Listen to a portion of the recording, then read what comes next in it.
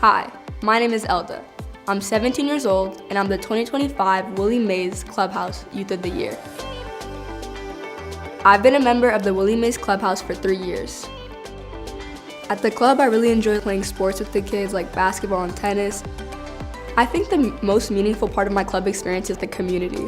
Not only is it a fun place to go after school, but it's also a group of adults and kids who I know care about me.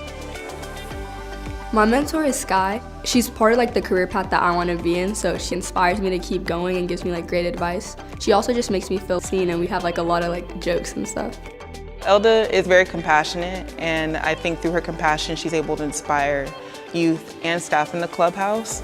She engages in really challenging discussions, whether it's about race, gender. Through that, people are able to learn about others, and she creates a safe space and a fun space to have those conversations. So it's very special. In the future, I want to become a child psychiatrist. I've always really been passionate about mental health, and I love working with kids, and hopefully I'll be able to go back to my community and help make a difference.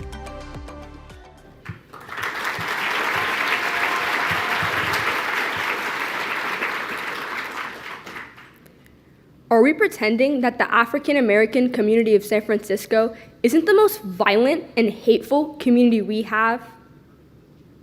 That quote was spoken by the director and treasurer of a foundation called Friends of Lowell, a group whose purpose was to fight against students like me, students who didn't deserve to be in their space. I'll never forget the day I was called a Hunters Point hooligan after being admitted to Lowell High School. At first, I felt ashamed of where I was from, and ashamed of what it meant to be me. But here's the thing about shame. It's only powerful if you believe it's yours to hold. I grew up in Hunters Point, raised by my immigrant mother, who never finished high school but worked tirelessly to provide for us.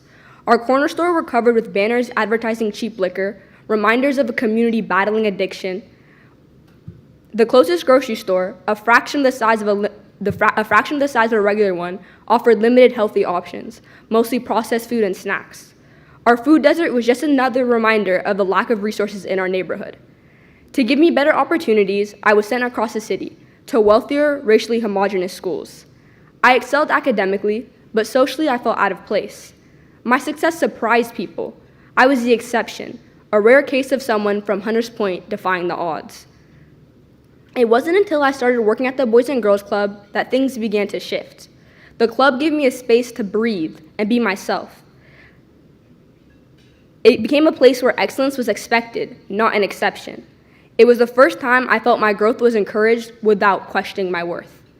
One of the most powerful lessons I learned came from an 11-year-old member. He asked me to DoorDash him some food, and when I asked about his birthday money, he casually replied, "I spent it all on a Gucci belt." His answer made me realize how deeply ingrained consumer culture was for the kids.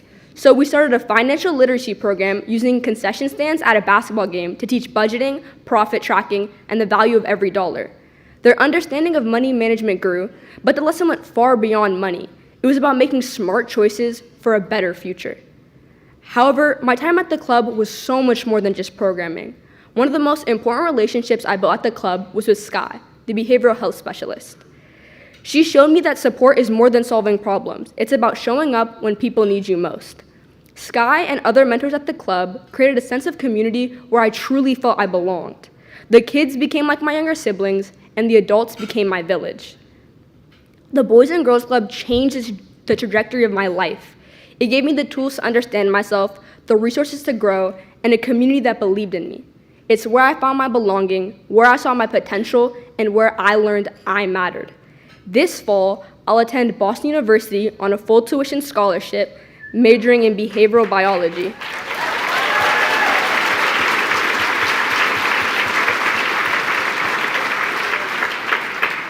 I hope to give back to my community just like Sky and other mentors gave to me. The world may see kids like me as hooligans, but we know the truth. We are capable of so much more. My name is Elda, and I'm the 2025 Willie Mays Clubhouse Youth of the Year. Thank you.